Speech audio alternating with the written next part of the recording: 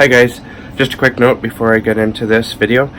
I said that I wasn't tagged, decided to do this video on my own, which was true at the time, but since then I have been tagged by Jamie Reeds, so definitely go check out her channel, and if you're not subscribed to her, I highly recommend subscribing to her. She does fantastic content, and thank you, Jamie, for tagging me. Now on to the main feature. This is a tag that was created by Alex from Hey Little Thrifter. I haven't been tagged, but I thought I'd pick it up anyway because, well, the main content is horror, and that's my bag. And this is the horror booktube tag. Alright, so let's get into it. Question, oh yeah, it's interesting that there's 13 questions, because, of course. I think Alex said the exact same thing. Alright, so question number 1. How and when did you get into horror? When I was a kid, I was afraid pretty much of everything. Let's take the example of that TV show, The Incredible Hulk. Whenever the Hulk guy started turning green, I was out of the room. And my mom, she used to watch these operation shows where people are getting operated on, and I couldn't handle that. I'd take off for that too. Anything that was just that scared reality or got really weird, I couldn't handle it as a kid. And so when I was around 9 years old, it was my birthday, I asked my mom, because I wanted to tackle this fear. It was just dumb, and so I asked my mom to rent me a horror movie, and she was like, well, okay, let's go to the video store, and we picked up Friday the 13th Part 4, and so I watched that. And after watching that, I was like, what's the big deal? Like, why was I so afraid of this stuff? And I haven't looked back ever since, honestly.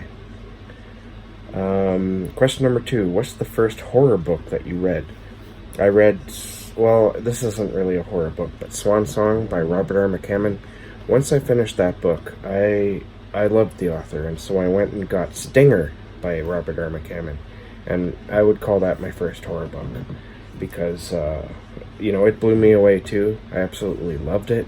Once I read Stinger, it was no turning back for me.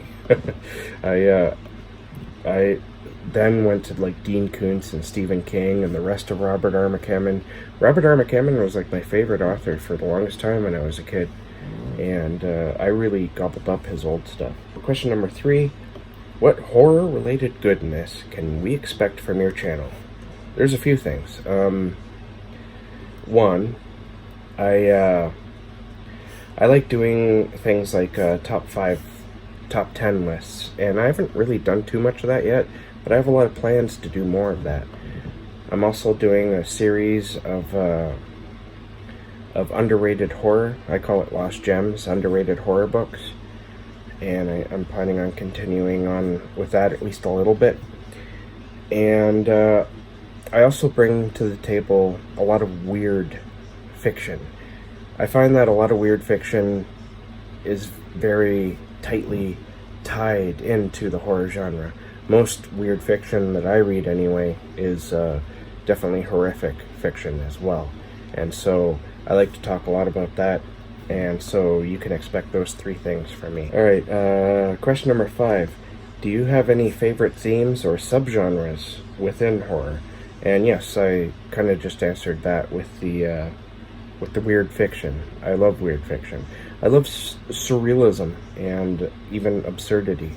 Not so much the absurdity as the surrealism. I like it when authors play with reality, or when reality in their stories becomes something that is suddenly thin. That stuff just, it drives me, it gets me excited, let's just say that. Okay, question number 6, I believe. Yep. Name an underrated horror novel or author. I'm gonna go with Tim Curran on this one, because he writes a lot of weird stuff, very twisted. Some of it's so very dark. But he also writes a lot of like Lovecraftian type fiction, and I absolutely love him. He's very pulpy, and nobody talks about him on Booktube. So definitely Tim Curran is my answer on that. Name an overrated horror author or novel. And honestly, I struggled with this question, and I'm going to leave it unanswered because I find that most authors who are overrated in the horror genre are usually overrated for a reason. And you could easily say Stephen King, for example, especially his newer stuff. Although I don't hate his newer stuff like some people do. There's some people who really hate his new stuff. You could say that he's shifted. He's not the same author he was when he was younger. So maybe I would answer with Stephen King. I don't know. Stephen King's one of my favorite writers of all time. But he's not even really writing horror anymore either. So that's a tough one for me to answer. Because like I said, in the horror genre, they're usually popular for a reason. Just because they're doing something that nobody else is doing. So that's a tough one for me to answer.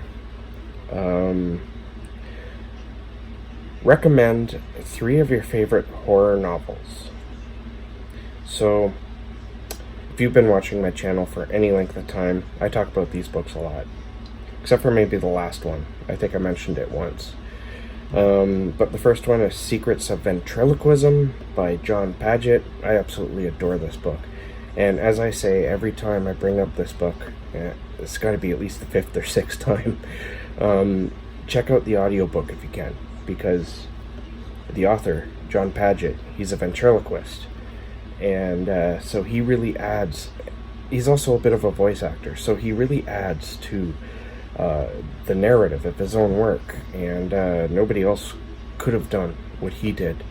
And as I said, also, stick with it. It gets weirder as it goes, and it gets creepier as it goes. It's really a thing you have to stick with.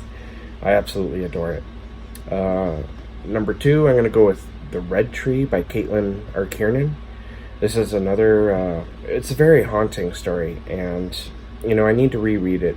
I have not reread it, and I don't remember as much as I would like to, so I need to reread it to see if, because I always mention this book, so I need to know if it holds up still in my mind as the great literature I think it is. And last, but certainly not least, is Salem's Lot by Stephen King. I adore this book as well. The only thing I don't like about it is the whole idea of vampires spreading the vampire disease so easily. I mean, if that was the case, then Barlow, the vampire, he would have ended the world a long time ago.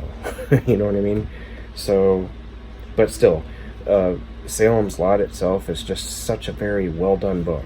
I remember reading it, and you can completely visualize the town. It's so visual, and it's like you're there. It's just incredible. I love that book. All right, this is question number 9. Recommend a book for someone who is new to the horror genre. And I'm gonna go, I'd say pick any book from Stephen King's earlier works, because and the reason why I went with this is because Stephen King really changed the horror genre. I don't think the horror genre would be what it is today without him, honestly. And he brought a lot of people to reading horror literature, and he made it very popular. And it's kind of gone up and down since his arrival, but there's no questioning what he did for the horror genre. And so because he brought in a lot of people, and especially when he did so at that time in the 70s and 80s, I would say read The Shining, or read I wouldn't go with something like It. It's so big that's kind of off-putting, or The Stand, but definitely like The Shining or Salem's Lot. Okay, question number 10. Are there any book to film adaptations that you particularly loved or hated? I really loved the Mist adaptation. you know, the ending for that, anyone who's seen the movie knows what I'm talking about. That ending is just like, it's awful. In a sort of terrible good way, if that makes any sense.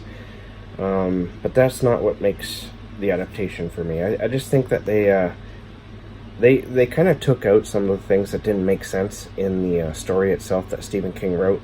They made it more cohesive, and it's actually, I would say, better than the source material. You know, and as for hating adaptations, I remember when I was younger, I would always read the book and get excited and go watch the movie, and then I'd hate the movie because it didn't do what I wanted it to. I've since come to the conclusion that it can't be that way. You know, a good adaptation will take the best parts of a movie, or maybe they will isolate one part of the book and concentrate on that only, or they'll take just a theme and they'll build upon it and they'll make it their own, and that's where it's the best, I find. Question number 11. How do you discover new or new to you horror books? Especially lately, I use Booktube, honestly. The horror Booktube community, it's kind of niche, but it's growing, and there's so many good recommendations within there. I mean, these people, they read a lot. And so I love watching their videos and getting new ideas. I also use Goodreads and Amazon recommendations and podcasts. Question number 12. What's the last horror book you bought? And I'm going to go with, I buy so many goddamn books. I can't remember. But the last physical horror book I bought was The Hunger by Alma Katsu. I haven't read it yet, but I'm really looking forward to it. And question number 13. What horror book is at the top of your wish list? And I can't answer that either because there's too many. There's way too many.